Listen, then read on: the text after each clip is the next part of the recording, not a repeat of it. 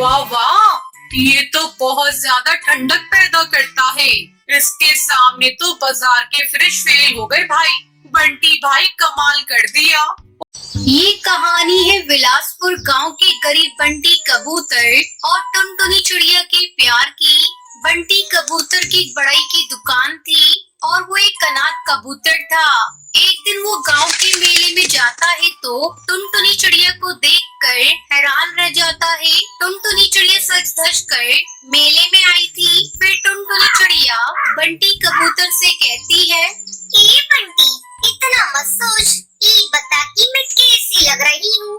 टुनटुनी चिड़िया ये बात कह ही रही होती है कि तभी वहाँ कड़कनाथ सेठ आता है और टुनटुनी चिड़िया से कहता है, तू इस गरीब कबूतर से क्यों पूछती है? मुझसे पूछना। आज तो पटरानी लग रही है, पटरानी खजूर खा के। कड़कनाथ सेठ गांव का सबसे अमीर कौवा था और उसके खजूर के कई बड़े बड़े बाग थे। वो टुनटुनी चिड़िया से शादी करने के लिए हाथ धोकर उसके पीछे पड़ा हुआ था, मगर टुनटुनी चिड़िया उसे बिल्कुल भी पसंद नहीं करती थी। इसलिए टुनटुनी चिड़िया को उस पर बहुत गुस्सा आता है। एक कमबख्त सेठ, तू होता कौन है? हमारा बीच में बोलने वाला? हम बंटी की टुनटुनी है, जानत नहीं है का? भूल जा तू इस गरीब बंटी को। शादी तो तुझसे मैं ही करूँगा, खजूर खा के। एक दिन टुनटुनी चिड़िया अपने पिता टुन्नू चिड़ा के साथ जंगल दाना लेने जाती है। उस दिन बहुत तेज धूप पड़ रही थी और टुन्नू चिड़ा को बहुत जोर से प्यास लगती है। वो नदी से पानी पीते हुए कहता है, सत्यानाश हो इस गर्मी का। जंगल में अब बहुत गर्मी हो गई है, मुझे तो एक फ्रिज चाहिए। फ्रिज? काहे फ्रिज का सपना देखो तो बापू, हम गरीबों के पास फ्रिज कहाँ से आएगा? आएगा और बहुत जल्दी आएगा। देखना, मैं तेरी शादी किसी ऐसे पक्षी से करूँगा जो मुझे फ्रिज देगा। ये सुनकर टुनटुनी चिड़िया उदास हो जाती है और मन ही मन सोचने लगती है, और हमारा बंटी बापू को फ्रिज कहाँ से देगा? वो तो बहुत गरीब है।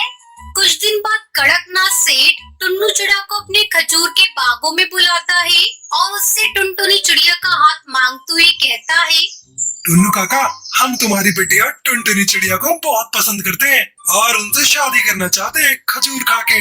ये सुनकर टुन्नू चिड़ा को बहुत खुशी होती है और उसकी आंखों के सामने फ्रिज घूमने लगता है और फिर खुश होते हुए कहता है, 100 बात की एक बात सेठ, अगर तू मुझे एक फ्रिज ला कर देगा तो मैं तेरा और टुनटुनी चिड़िया का रिश्ता पक्का कर दूंगा।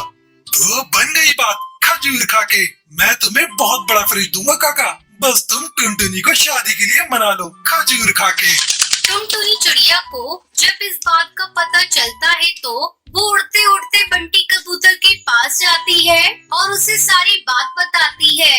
उसकी बात सुनकर बंटी कहता है, मैं गरीब बापू को फ्रिज कहाँ से खरीद कर दूंगा? देखो बंटी, हम शादी करेंगे तो तुमसे ही करेंगे, वरना जहर खाकर मर जाएंगे। हाँ, तुम बापू को मनाओ या उनको फ्रिज ला कर दो, कुछ भी करो और हमसे शादी करो। फ्रिज की बात सुनकर बंटी कबूतर चिंता में पड़ जाता है और फिर एक दिन फ्रिज की मरम्मत करने वाले मिस्त्री हरी तोता के पास जाता है और उसे अपनी समस्या बताता है। हरी तोता बंटी कबूतर से कहता है, तू दिमागदार नौजवान है, बड़ा ही होकर भी निराश क्यों होता है? मैं तो कहूँगा दिमाग के पुर्जे हिला और एक लकड़ी का फ्रिज बना। तुझे उसके लिए जो भी जुगाड़ चाहिए मुझसे ले लेना। हरी तोता की बात सुनकर बंटी कहता है, क्या ऐसा हो सकता है? हाँ बिल्कुल, प्यार में तो लोगों ने पहाड़ तक तोड़ डाले, तू क्या एक लकड़ी का फ्रिज नहीं बना सकता? हरी तोता की ये बात बंटी के मन में घर कर जाती है और फिर वो अपनी सोच और दिन रात की मेहनत से लकड़ी का फ्रिज तैयार करने में जुट जाता है। वो लकड़ी का फ्रेम बनाकर उस पर बांस का कवर चढ़ा देता है, अंदर थर्माकोल का अस्तर चढ़ाता है और कंप्रेसर लगाकर लकड़ी का फ्रिज तैयार कर लेता है। इसके साथ ही वो फ्रिज में ऐसा कांच इस्तेमाल करता है कि फ्रिज सौर ऊर्जा से चलने लगता है। अरे वाह, ये तो अनोखा फ्रिज बन गया। ये तो 1 मिनट में पानी को बर्फ बना देता है। धीरे धीरे बंटी कबूतर की लकड़ी की फ्रिज की बात पूरे गांव में पक्षियों को पता चल जाती है और पक्षी दूर दूर से उसका लकड़ी का फ्रिज देखने के लिए आने लगते हैं। वाह वाह, ये तो बहुत ज्यादा ठंडक पैदा करता है। इसके सामने तो बाजार के फ्रिज फेल हो गए भाई।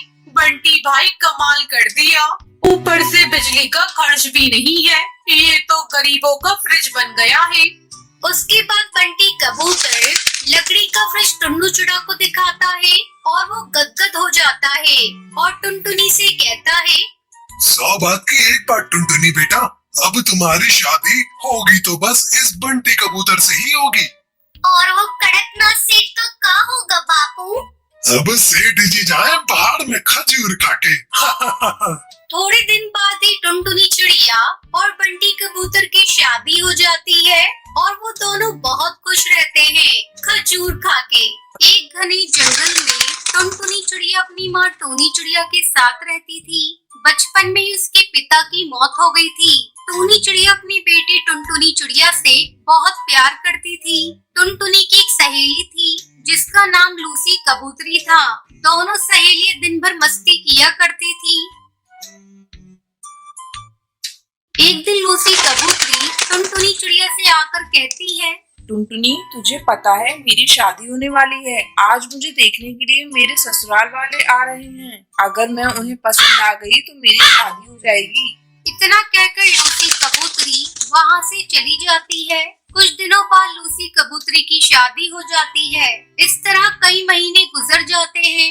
एक दिन टुनटुनी चिड़िया को पता चलता है कि लूसी कबूतरी अपने मायके आई है। तभी टुनटुनी चिड़िया अपनी माँ टूनी चिड़िया से कहती है, माँ कहाँ हो तुम? मैं लूसी कबूतरी के घर जा रही हूँ उससे मिलने। बहुत दिनों बाद वो मायके आई है, हम दोनों खूब बातें करेंगे। घर आने में थोड़ी देर हो जाए तो तुम चिंता मत करना। इतना कहकर टुनटुनी चिड़िया लूसी कबूतरी के घर उससे मिलने जाती है। अरे ओ लूसी, कहाँ है तू? देख मैं तुझसे मिलने आई हूँ। मैं यहाँ कमरे में हूँ टुनटुनी, तू यहीं आ जा। टुनटुनी चिड़िया लूसी कबूतरी के कमरे में जाती है। कहो लूसी, क्या हाल चाल है तेरे? तू तो ससुराल जाकर बिल्कुल ही बदल गई। तुझे मायके की याद नहीं आ रही थी? तभी टुनटुनी चिड़िया की नजर लूसी कबूतरी के शरीर के जख्मों पर जाती है। अरे ये क्या हुआ तुझे? ये चोट कैसे लगी? तेरी तबीयत ठीक नहीं है क्या?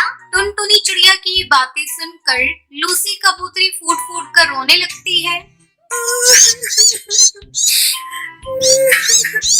क्या बताऊँ टुनटुनी, ये सारे जख्म मेरी सास ने और मेरे पति ने दिए हैं। वो दिन रात मुझसे काम करवाते हैं और जरा सी देर हो जाने पर मुझे डंडों से पीटने लगते हैं।